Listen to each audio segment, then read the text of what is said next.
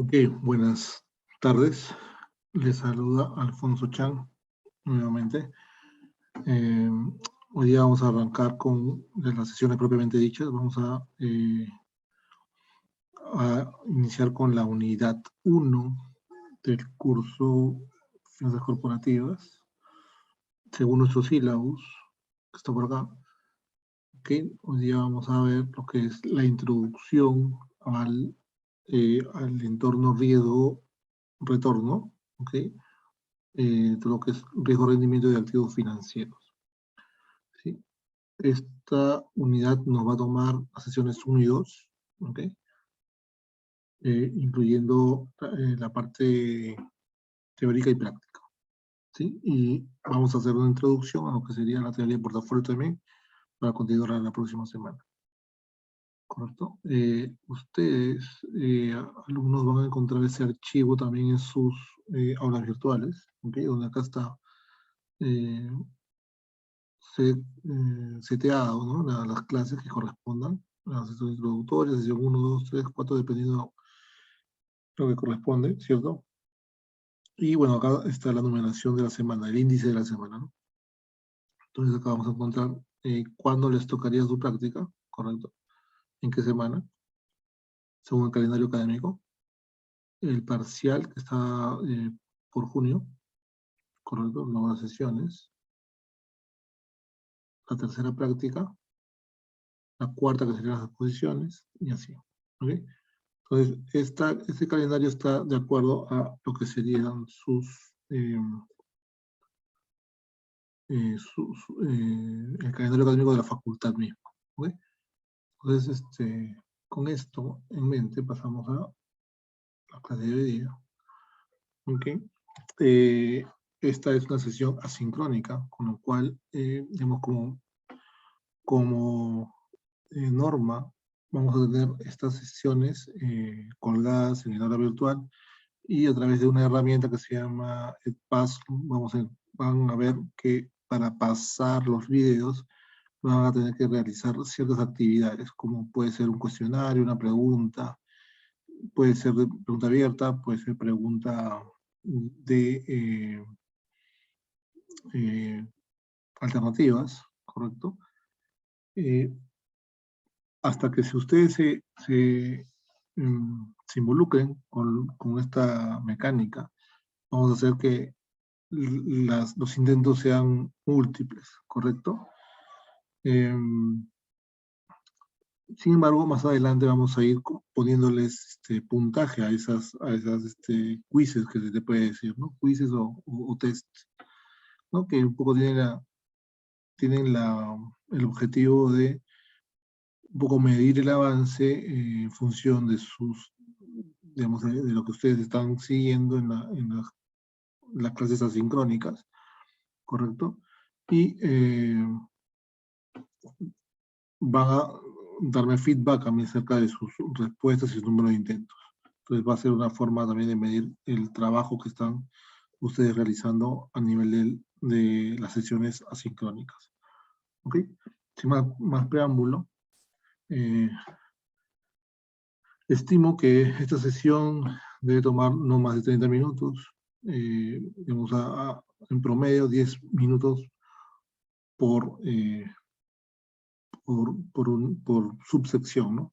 Acá tenemos nosotros, básicamente tenemos estos dos temas para la unidad 1 y 2, y ese sería el tercero, pero vamos a avanzar. Entonces, para entender qué cosa es un entorno retorno o retorno riesgo de un activo financiero, primero tenemos que entender qué cosa es un activo financiero. ¿Okay? Luego vamos a pasar a ver conceptos básicos que nos trae la diversificación, que es un concepto que se introduce no mucho antes digamos, se ponga de moda lo que sería la teoría de portafolio, que digamos, más adelante se comienza a conocer como teoría de portafolio moderna, ¿no? ¿Okay? Eso no significa que no existiese antes de Markowitz esta teoría, sino que como que Markowitz la consolida. Y es una teoría que hasta ahora persiste en el tiempo, ¿no? justamente porque digamos, los fundamentos son tan sólidos que, pese a los ajustes que ha tenido en el tiempo, esta teoría es, hoy por hoy todavía se sigue usando, tiene digamos, mucha base y fundamento para nosotros, digamos, ¿no? ¿Ok? Entonces, como primera parte, ¿qué cosa es el entorno riesgo-retorno? Y, pues, en principio, ¿qué cosa es el activo financiero, no? En estricto, un activo financiero es un activo, propiamente, que no pertenece al sector real, ¿no? Tan sencillo como eso. Por un lado tenemos activos del sector real, que pueden ser los activos físicos, que incluso también pueden ser tangibles o intangibles, pero pertenece a, digamos, una primera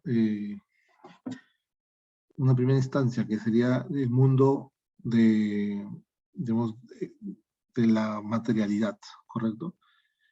Y los activos financieros son activos que, bueno, típicamente son activos derivados de los primeros, ¿ok? Como les habíamos dicho en la primera sesión, eh, el ejemplo más primitivo de un activo financiero sería una acción, ¿no?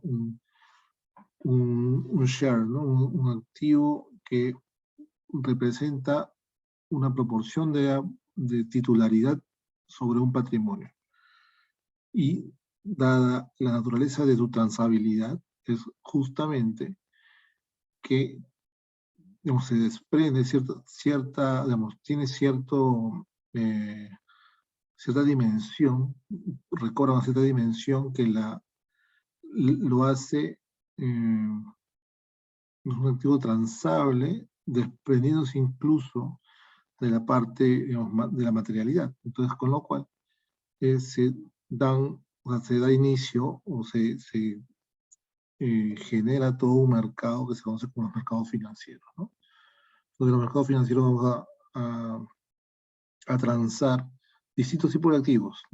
Esos tipos de activos se conocen como asset classes, ¿okay? O clases de activos, ¿no? Entonces, ahí podemos encontrar típicamente la diferenciación más gruesa que podemos encontrar en los mercados financieros son los activos de renta fija y activos de renta variable, ¿no? Esos activos de renta fija y de renta variable básicamente van a representar activos de deuda, por un lado, los que se dicen renta fija, y los que se asocian a la renta variable son justamente los vinculados a las acciones, los títulos de propiedad. ¿Ok? Entonces, veamos. Entonces, a ver, la primera definición que vamos a necesitar nosotros es conocer qué cosa es un activo, y como ya les había mencionado, un activo es un derecho, básicamente, de propiedad que genera o retiene valor para su posesionario, para su titular. Entonces, un activo puede ser una maquinaria, un activo puede ser un bien inmueble, ¿okay? Puede ser un terreno, incluso todos los activos que están vinculados a la parte del activo corriente, que son consumibles, algunos, otros son títulos valores, otros son efectivos, todos esos representan, los que representan aspectos físicos, simplemente ostentan o generan valor para su titular, ¿correcto? Para su posesionario, para su dueño, digamos, ¿no? Entonces, ese es un activo. Entonces, los activos pues pueden tener la naturaleza en la nomenclatura contable es activo corriente y activo no corriente, ¿no? Que ustedes saben. Dentro de los activos no corrientes tenemos los físicos y los intangibles, ¿no? Los tangibles o los intangibles. ¿Ok? ¿Y cuáles son los activos financieros entonces, ¿no? Los activos financieros terminan siendo aquellos activos que se derivan nuevamente de los primeros, ¿no? Okay, vamos a ver. Entonces, dada la naturaleza de transabilidad de los activos, es que se puede luego hablar de lo que es la rentabilidad sobre ese activo, ¿no? Para su titular. Entonces acá se introduce el concepto de retorno o rentabilidad, que tiene que ver directamente con la relación entre el valor creado con el esfuerzo de obtenerlo. O, digamos, tiene que ver también con el tema de tiempo, recursos y digamos, moneda y todo ese tipo de cosas, ¿no? Entonces, un activo en sí mismo lo que hace es representarle a su titular cierto nivel de confortabilidad, ¿no? De bienestar. Entonces, ese bienestar se va a expresar, o sea, la medida en la cual se expresa ese bienestar para su titular es justamente el concepto de retorno o rentabilidad, ¿no? Y tiene que ver también, o sea, la rentabilidad de un activo asociado a un activo tiene que ver con la cuantía del beneficio y el tiempo. ¿Okay? Entonces, digamos, no se puede disociar la rentabilidad del tiempo, que es justamente un concepto que seguramente ustedes ya conocen y deberían hacerlo, que es el valor del dinero en el tiempo, que representa justamente el costo de oportunidad digamos, de determinados inversionistas de poseer estos activos, ¿no? Entonces, justamente el retorno tiene que ver directamente con el tiempo. ¿Okay? Entonces, otra de las cosas que no se puede disociar del concepto de retorno es el concepto de riesgo, ¿no? El riesgo es la posibilidad de que un resultado o ganancias reales de inversión difieran de un resultado o rendimiento esperado. Hay un concepto, digamos, convencional de riesgo que es digamos, bien vinculado a lo que sería, vamos a ver, ¿no? Bien vinculado a lo que sería el concepto estándar de riesgo, que tiene que ver con una gráfica de este tipo, ¿no? Si tuviésemos una variable aleatoria, entonces esto es como la campana de Gauss, ¿correcto? No, asuma que estamos dibujando bien. Lo que pasa es que no tengo con el lápiz óptico. Entonces, o si no, vamos a hacer algo. Perdón, vamos a... ¿dónde está mi...? Vamos a borrar. Ya, vamos a usar...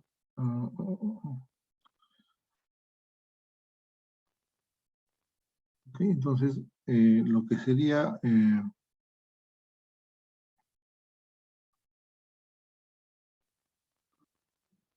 el riesgo, el concepto regular de riesgo, el concepto estadístico de riesgo es cualquier desviación respecto de esta media, ¿no? Ustedes recordarán, es una media, ¿no? Y riesgo sería todo lo que se desvía de esta media. Entonces, típicamente cuando se trata de un Gauss, es, no sé, 3 veces la desviación estándar, ¿no?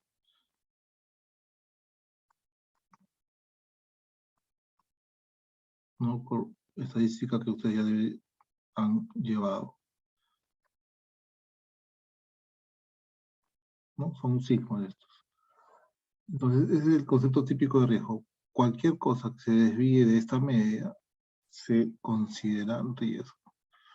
No obstante, existe una definición, digamos, que ha cobrado relevancia estos últimos años, que es el concepto de value at risk, ¿no? El valor en riesgo. Entonces, ¿qué significa valor en riesgo? Valor en riesgo significa solo aquella porción de la variable que realmente me representa una pérdida, ¿no? un escenario negativo para mí. Entonces, si estuviéramos hablando de ingresos, por ejemplo, ¿no? Si estuviéramos hablando de ingresos, una situación negativa para mí sería que mi variable, digamos, pueda resultar por debajo de esta área, por ejemplo, ¿no? Por decirles algo. ¿no? Porque decir que mis ingresos se redujeron, o sea, fueron detrás de cierto umbral, eso ya es pérdida, ¿no? Pero ¿qué pasa si fuera un costo? ¿No? Ahí es donde entra a tallar este concepto. Si fuera un costo, eh, si estuviéramos hablando de una variable de costo, por ejemplo, entonces que mi costo se haya reducido a este nivel, por decirles algo, no, lejos de ser algo negativo, será algo positivo, ¿cierto? Porque imaginémonos que estemos hablando de, no sé, vamos a hablar de costos operativos. Estamos en un negocio de un restaurante y digamos que para el periodo X el costo cayó, no sé, 80%. O sea, que el costo caiga 80% o que caiga en esta región, por decirles algo, no va a ser algo, una situación mala, ¿no? Al contrario, si el costo cayó, quiere decir que pueden ser muchas explicaciones, ¿no? Puede ser que yo he optimizado mi proceso, puede significar que, no sé, los precios de los insumos han caído por cierta razón, o no sé, hubo o estamos en un mercado disruptivo, por decirles algo, donde nació un nuevo insumo, no sé qué sé yo, ¿no? Cualquier situación de ese tipo. Entonces, si estuviéramos hablando de un costo, que la variable observada caiga por debajo de esta umbral, no significará una situación mala, sino todo lo contrario, sino positivo. Entonces, en este caso, esto de acá ya no sería un valor en riesgo realmente, eh, sino el otro escenario, sino que en el caso de costos, el escenario malo sería que la variable se dispare, ¿no? Y si la variable se dispara y cae por acá, significa que ahí sí estoy en problemas, porque vamos a decir que mi costo se elevó el otro 80%. Ahí sí estamos en problemas, ¿no? ¿Qué es lo típico que ha pasado, por ejemplo, ahora en situaciones inflacionarias como esta, como la que estamos viviendo acá en Lima o Perú en general? Cuando se trata de costos, que el costo se dispare de manera positiva significa que eso va a ir en detrimento de mi rentabilidad, ¿no? Porque yo tengo cierta operatividad pensada ya en una cantidad determinada de costo. Y si se dispara, eso quiere decir que ahí estoy en problemas, ¿no? Entonces, en este caso, eh, solo para que ustedes tengan claro, existen esas dos acepciones de riesgo, ¿no? Un riesgo convencional, que sería el concepto estadístico, y el otro riesgo es un concepto que digamos, un concepto más avanzado que no vamos a aplicar nosotros en este curso. ¿Ok? Entonces nos quedamos simplemente con el concepto riesgo cotidiano. ¿Ok?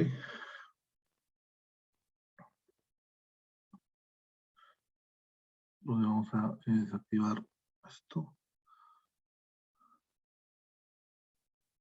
Uy, esto se quedó grabado. Vamos a borrar. Ok, entonces así funciona esto. Otro tema es que los inversionistas siempre buscamos, o buscan formas de obtener valor por los recursos que entregan, ¿no? O sea, si un inversionista ejecuta justamente una inversión, es porque está esperando un retorno acá, ¿no? Si no, no tiene sentido hacer ningún tipo de inversión, ¿no? La inversión requiere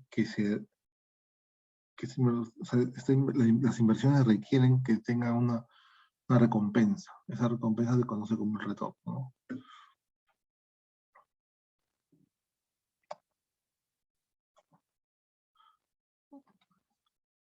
Ok, entonces, para ello disponen de un gran abanico de opciones en el mercado bancario, ¿no? Y de capitales.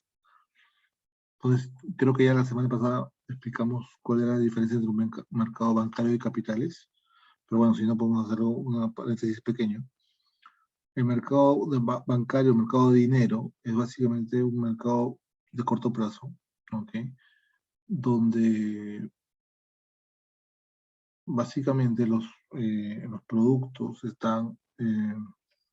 sea, tienen una naturaleza distinta, dado que el mercado bancario se define como un mercado de intermediación directa, ¿okay?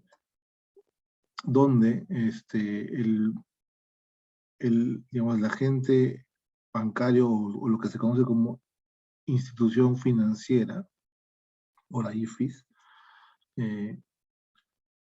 digamos, son intermediarios, son intermediarios de los agentes deficitarios versus los agentes superavitarios, ¿no? En un mercado bancario, ¿no? En un mercado bancario lo que tenemos es vamos a ver esto. Perdón. En un mercado bancario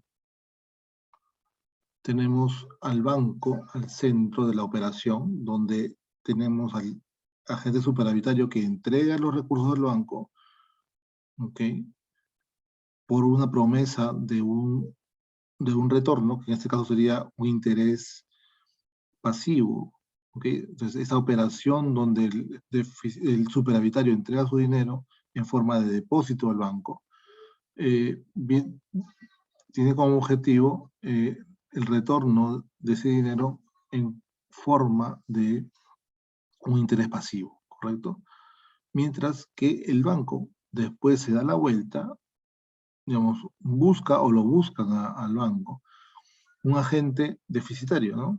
Entonces, este banco lo que hace es colocar ese dinero en, digamos, en formas de préstamos, ¿correcto? El agente es deficitario, con el objetivo o con la promesa de recibir un interés activo, ¿correcto? Entonces, tenemos en mercados, a ver, ¿no?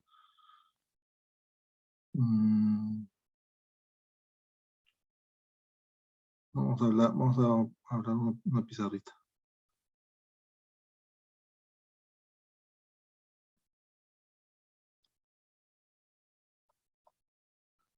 Así no, ¿no?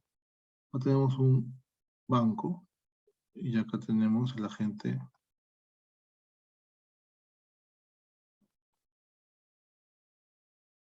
deficitario, ¿no? Por acá el superavitario.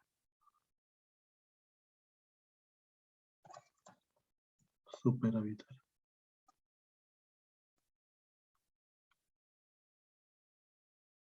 ¿No? Entonces, entre este y este hay un interés.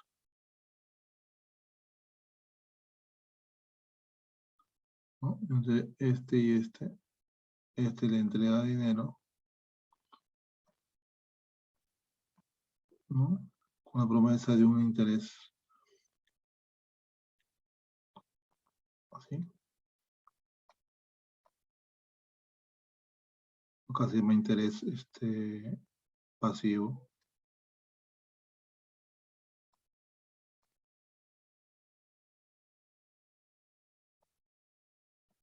¿No? En este caso, el banco le pasa dinero al agente deficitario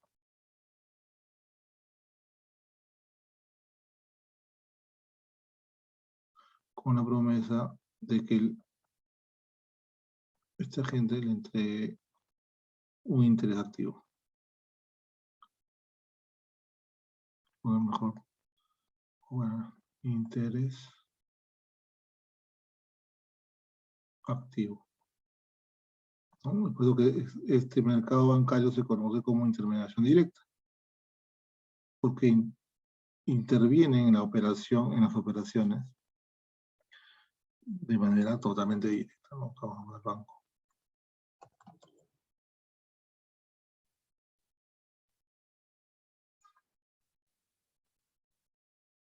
¿Okay? Entonces, si se dan cuenta, normalmente las tasas activas son más altas que las pasivas. Entonces, acá existe un diferencial. Este diferencial se le conoce como spread bancario. ¿Ok? Spread bancario.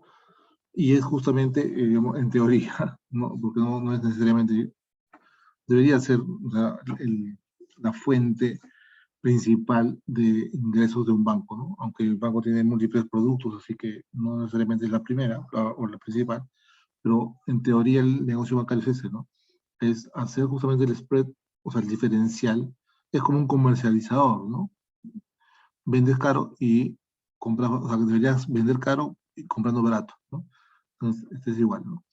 El interés activo es normalmente superior al interés pasivo, con lo cual acá habría un spread que justamente es el banco quien lo obtiene.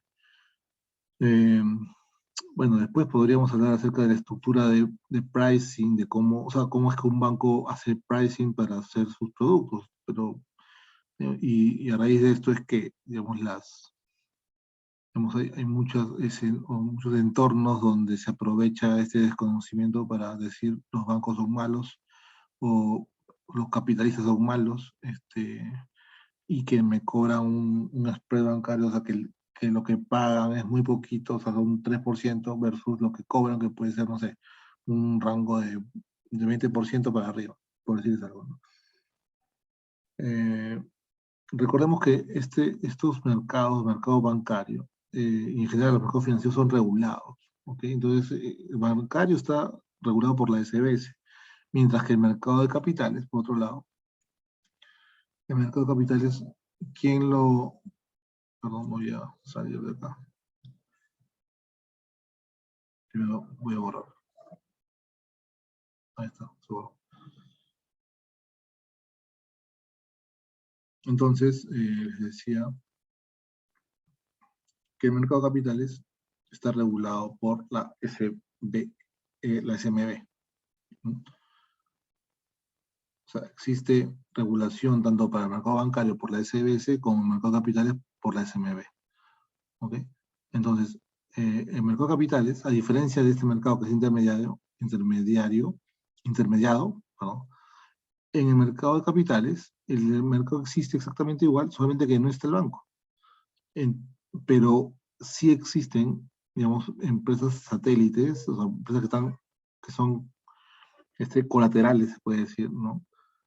Es por ello que se conoce como intervención indirecta, porque digamos, no está el banco de manera directa en la operación, pero sí están estos intermediarios indirectos que se conocen como, por ejemplo, los agentes estructuradores o agentes colocadores, está Cavalli y está una serie de instituciones que se dedican justamente a realizar y poner a punto, digamos, la operación para que los superavitarios entreguen dinero a los deficitarios con una tasa de interés también de por medio.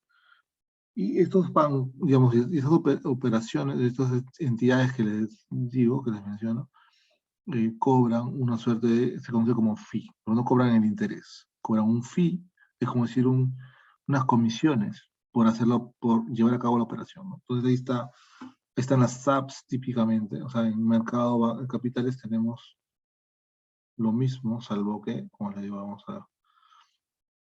salvo que los intermediarios son, vamos a poner acá, con algún texto, ¿no? Comentario.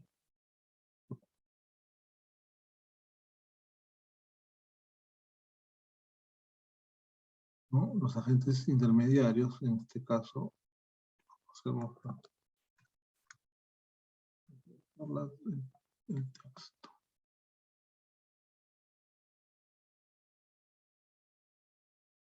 ¿No? Los intermediarios típicos son la sociedad agente de bolsa, la SAP, están sociedad estructuradora, por ejemplo, el agente colocador, Takavali, que son los que guardan los títulos, y así, etcétera, hay varios más, ¿no? Pero estos señores no ganan spread bancario, justamente por su nombre, ¿no? No ganan spread bancario, sino lo que ellos obtienen son comisiones, ¿no? Comisiones, se llama, comisiones, o fees, en inglés, ¿no? Vamos a reducir el tamaño de esto.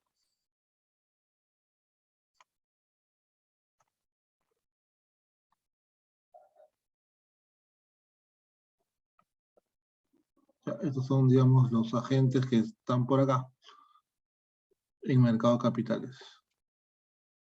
Vamos a poner en mercado de capitales. Tenemos los intermediarios, ¿no?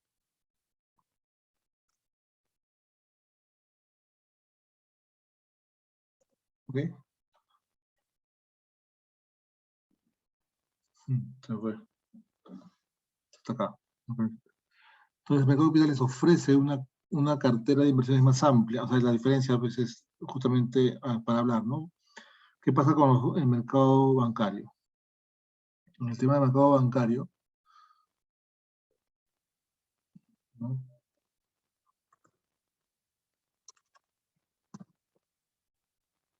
Hay varios elementos del mercado bancario que diferencian al mercado de capitales. Justamente eso es un tema de estudio, digamos, posterior. Pero el mercado bancario se diferencia del mercado de capitales básicamente por la capacidad que tiene el mercado de capitales y bancario para absorber las necesidades de los agentes deficitarios. Entonces, los agentes deficitarios, ¿ya? Los agentes deficitarios, o los bancos, mejor dicho, tienen un horizonte de inversión, un horizonte de préstamo de, digamos, no muy largo, ¿no? Que lleguen a 8 años es bastante, 10 años es bastante.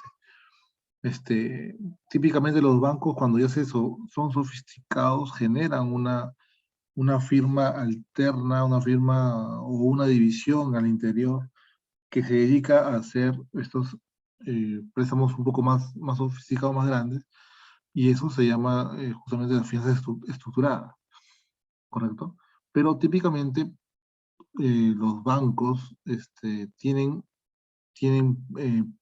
plazos de préstamo mucho más cortos que los de mercado de capitales, ¿no? Entonces hay elementos distintivos, ¿no? Entre tasa de interés que aplican los bancos versus la tasa que se aplica en el mercado de capitales son distintas.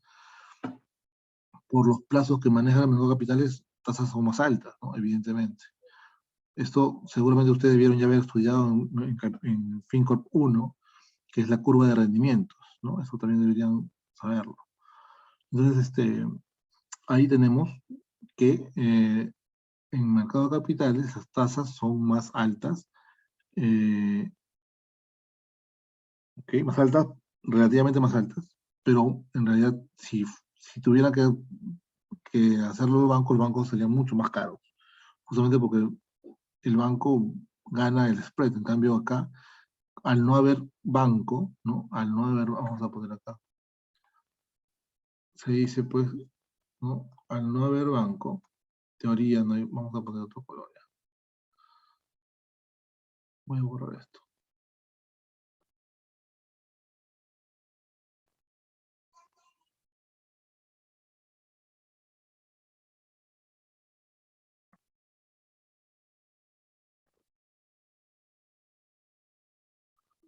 Entonces ya al no haber banco,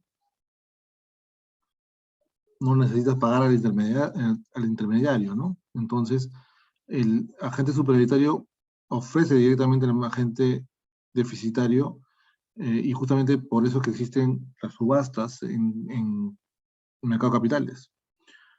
Entonces ahí es donde el mercado, propiamente dicho, habla, ¿no? Y el efecto de la competencia hace que, como una licitación, hace que las tasas caigan cuando hay sobredemanda. Pero bueno, entonces, pero ante, ante plazos similares, ¿no? Si suponemos para poder comparar, ante plazos similares los bancos deberían ser más caros que el mercado de capitales, ¿no? Porque el mercado de capitales es más eficiente. Entonces, en términos de tasa hay un diferencial, hay una mejor eficiencia en el mercado de capitales. Entonces son más competitivos el mercado de capitales. En tema de plazo también. En plazo, el mercado de capitales pueden ir a mucho más largo plazo. Estamos hablando de bonos de, no sé, a donde no puede llegar banco. El mercado de capitales puede llegar a 20 años, 25, 30, 40 incluso, ¿no? Veamos mercado desarrollado como Estados Unidos. hay bonos que son de muy largo plazo, y sin ir muy lejos de Perú, por ejemplo. Si recordarán, hace un año, 2021 o 2020 creo, me parece que en plena pandemia, emitió un bono a 100 años, ¿no? Ese bono a 100 años ya es considerado un bono a perpetuidad, por ejemplo. Bueno, entonces tenemos un tema de tasa, plazo y además profundidad. Cuando llama profundidad, los bancos, por su estructura de costos y su negocio mismo, estamos hablando de montos, digamos, relativamente pequeños a comparación del mercado de capitales. En el mercado de capitales estamos hablando de montos mucho más amplios, y justamente por eso es que el mercado de capitales es tan eficiente. ¿Por qué? Porque puede comprometer mucho más recursos que un banco. Cuando los tickets, o sea, cuando hay operaciones estructuradas, por ejemplo, que es las que yo veo, cuando hay operaciones estructuradas y los tickets exceden un poco a la capacidad que tiene el banco, lo que hace el banco es convocar a otros bancos, valga la redundancia, y generan un sindicato de bancos. Es como que llaman a sus amigos, ¿no? Con los que se llevan bien. Entonces dicen, miren, acá hay una operación, vamos a compartir riesgos. Entonces, ok, dicen, ya chévere. Entonces, se juntan 2, 3 bancos, dependiendo del proyecto, pueden ser hasta 5, qué sé yo, y se distribuyen, ¿sí? Eso se llama ticket, ¿no? Cada uno va con un ticket. Va a depender de cuánta exposición quieren tener cada banco. Y hacen un préstamo justamente bajo esas condiciones. Pues ahí entran a tallar otro tipo de operaciones, o sea, otro tipo de nombres y agentes. Entonces ahí encontraremos al, al banco líder, ¿no? Al lead bank, por ejemplo, ¿no? Banco líder, porque digamos, todos los bancos no van a poder hablar con las personas, ¿no? Con el prestatario. Tendrá que haber un representante de esos bancos, ¿no? Entonces se forma un sindicato para poder llegar, pero esos son como que medidas, si se dan cuenta, medidas que son, ¿cómo se dice? Para poder alcanzar y poder llegar a hacer la operación, pero no es algo, o sea, no es algo que, eh, en una condición normal es que se puede hacer, ¿no? O sea, ahí tiene que confluir bastantes cosas, ¿no? El apetito de cada banco,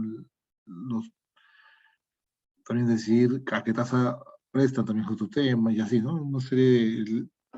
Una serie de problemas que se presentan cuando se forma un sindicato, que, digamos, en términos de empresa, o sea, en términos regulares de industria, se puede llamar como si fuera un consorcio, ¿no? O sea, forma un consorcio de bancos y ellos son los que prestan. Pero aún así, cuando estamos hablando de bancos, préstamos sindicados, tampoco llegan a ser tan eficientes como mercados capitales, ¿no? Es por eso que existen estos dos mercados que son completamente distintos. Entonces estamos hablando de eh, que el mercado de capitales supera al bancario en términos de monto, en términos de tasa y en términos de plazo, que son los principales elementos de cualquier operación de financiamiento, ¿no? ¿Ok? ¿Qué más? Entonces, el mercado de capitales ofrece una cartera de inversiones más amplia, debido a que el bancario negocia más instrumentos de tasa fija, ¿ya? Y bajas a comparación con el primero, ¿no? Eso que yo les decía un poquito. Entonces, como ejemplo podemos notar esto. Mercado de capitales, es un ejemplo. Vamos a comparar 3 activos, ¿ya? Esos letras del tesoro que son conocidos como los T-bills, ¿ok? Vamos a comparar los T-bills. Vamos a ponerlos frente a los T-bonds, que ya les había hablado, me parece. Y vamos a poner frente a este índice que se desonarán por 500, que representa al mercado, digamos, de empresas, ¿no? Mientras que los dos primeros son activos soberanos, ¿ok? O sea, son emitidos por el Tesoro. Esto significa Treasury Bills, que les había explicado, y eso significa Treasury Bonds. Entonces, esos dos son instrumentos de renta fija, versus este tercero, que es un instrumento de renta variable, ¿no? Porque representa a empresas. Entonces, las variables son como el equity, ¿no? Yo les he hablado que en el CFA, todo lo que es renta variable se conoce como equity, ¿no? O patrimonio. Ok.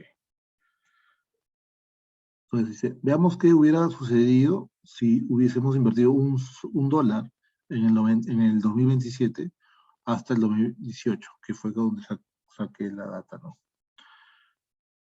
Entonces, a ver, por esto voy a borrar esto, un segundo.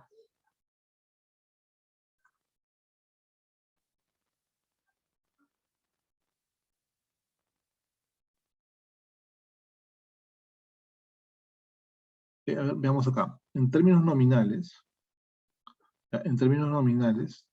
¿qué tenemos?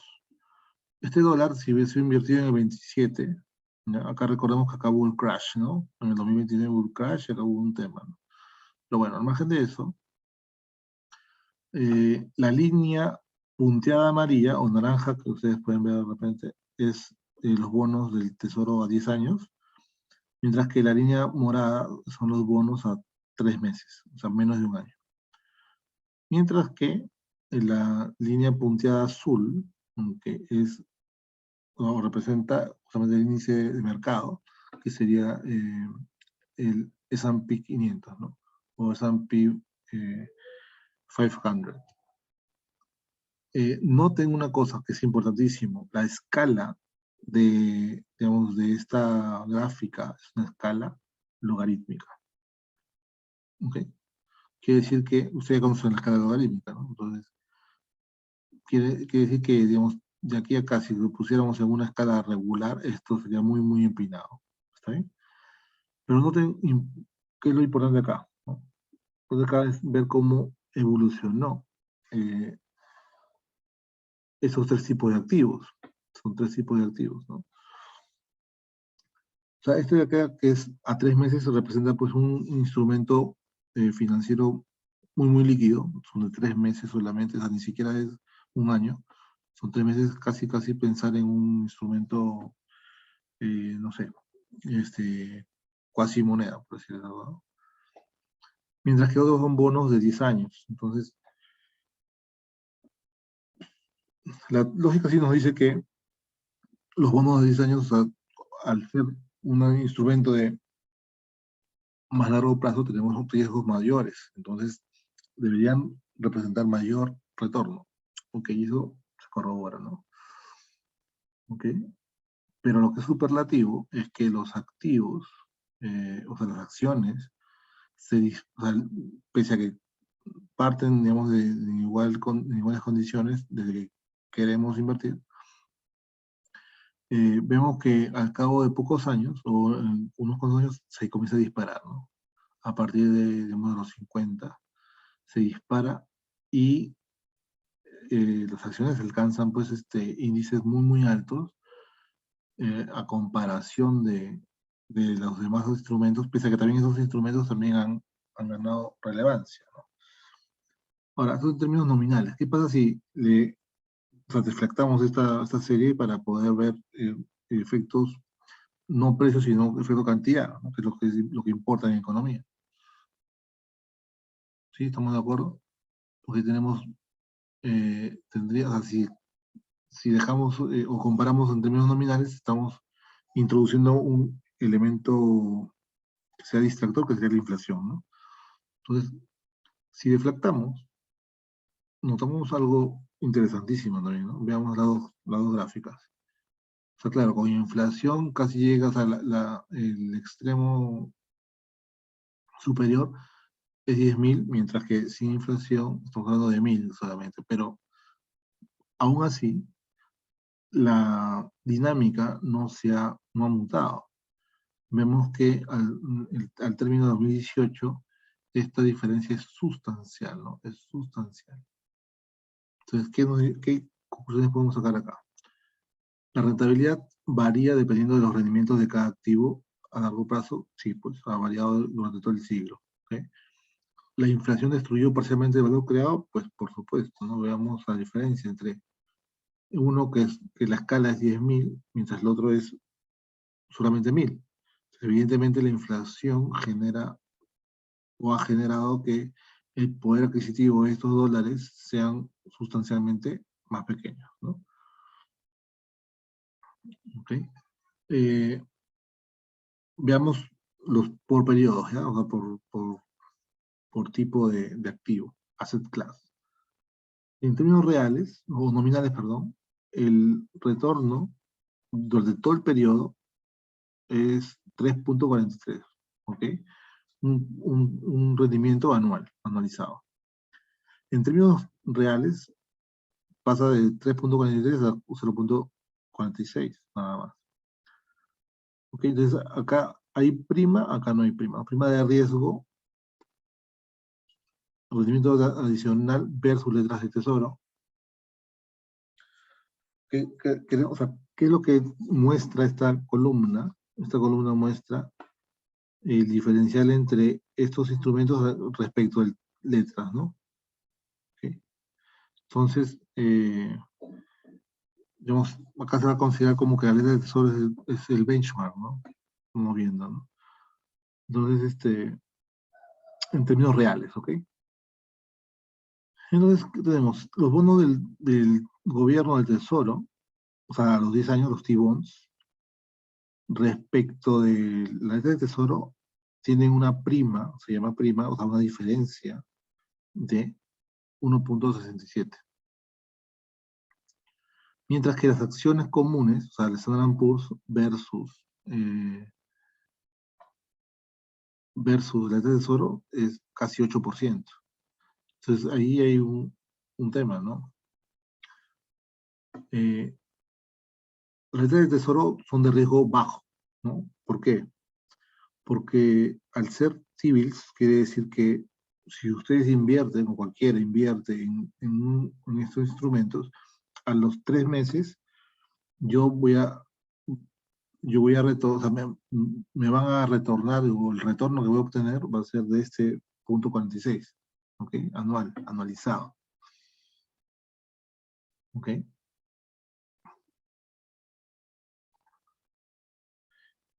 Y hace lógica, o sea, en 3 meses es digamos, el instrumento por excelencia casi líquido, se puede entender que es casi líquido, ¿okay? Mientras que los bonos de gobierno, históricamente el gobierno americano, digamos, no ha manejado, o sea, ha manejado de forma responsable y no ha tomado decisiones contra el libre mercado, lo que garantiza pues la continuidad y operatividad digamos, de la promesa de pago de esos instrumentos, ¿no? Por ello tiene un riesgo relativamente superior respecto a la Fed, pero no es mucho más. O sea, la prima entre el bono del tesoro, los bonos a 10 años, versus el instrumento de muy líquido, ¿no? El más cortito, existe una prima, o sea, existe este diferencial, pero es atribuible no digamos, al riesgo de crédito, sino atribuible al tema del riesgo asociado al tiempo de inversión. Uno es a 3 meses, mientras el otro es a 10 años. Entonces, la lógica me dice que en el segundo instrumento tengo algo más de riesgo que en el segundo, pese a que digamos, son básicamente el mismo emisor, ¿no? El mismo issuer. ¿Ok? Mientras que las acciones comunes, el riesgo es mayor, ya que los rendimientos dependen del desempeño de la empresa, ¿no? Y sector privado. Por ello, el riesgo es mucho mayor. O sea, la diferencia son 8%, ¿no? Acá, casi 8%. Entonces, la pregunta ¿es necesario revisar todo el periodo de tiempo que hemos analizado hasta ahorita? Pues, debido a que las tasas de rendimiento anuales de las acciones comunes fluctúan tanto, analizar periodos cortos haría que se cancelen y no tuvieran un propósito de análisis. O sea, la única forma de obtener indicios es una perspectiva histórica de largo plazo. Entonces, realmente sí es importante hacer análisis de largo plazo para poder hacer análisis de rentabilidades, por lo menos en cuanto a estos instrumentos. ¿Okay? Entonces, dada este comportamiento de acá, lo que podemos decir es que se indica, ¿no? Se conoce que el mejor emisor en un contexto territorial, ¿no? Es aquel que no tenga o tenga muy reducido su nivel y su riesgo de default, ¿no? El riesgo de impago. Entonces, el que tiene por excelencia este riesgo de impago casi nulo es el Estado, ¿no? Se dice que los Estados nunca quiebran. No obstante, sí tienen cierto nivel de riesgo, ¿no? Por lo menos están considerándose. Entonces, acá es donde nace un concepto que nos ayuda bastante al concepto de diversificación, que es este de acá. Que existe un riesgo intrínseco, ¿no? Que es la existencia, o sea, esto da pie a hablar de un riesgo intrínseco de mercado, ¿no? Sí, intrínseco a la confianza y desempeño del pasado del activo, la persona jurídica o natural que respalda o emite este activo, ¿no? Entonces, la rentabilidad exigida por el mercado variará en función del tamaño del riesgo. O sea, mayor riesgo, mayor rentabilidad exigida. Entonces, acá hay algo que anotar. El análisis de riesgo-retorno siempre va en ese sentido. Primero se analiza el riesgo, luego se asigna un retorno asociado al riesgo que estoy tomando. ¿Okay? Entonces, siempre que ustedes, o sea, de repente de manera inconsciente o de manera consciente, no lo han visto antes, pero cualquier inversor, lo natural o lo regular es que primero haga una evaluación del riesgo y luego asigne una rentabilidad que esté vinculada a este riesgo considerado, ¿no? o evaluado. Entonces, no es una relación biunívoca, ¿okay? El entorno media varianza, sino es una relación unívoca. Primero se emite la valoración de riesgo y luego asumimos qué rentabilidad vamos a exigir. ¿Okay? Digamos, que el inversionista realmente obtenga la rentabilidad que espera depende de la naturaleza del activo transado, así como el carácter legal del mismo. Ok, entonces hasta aquí quedamos con la sesión 1, ¿no? Ahorita cortamos y pasamos a la sesión 2. Gracias.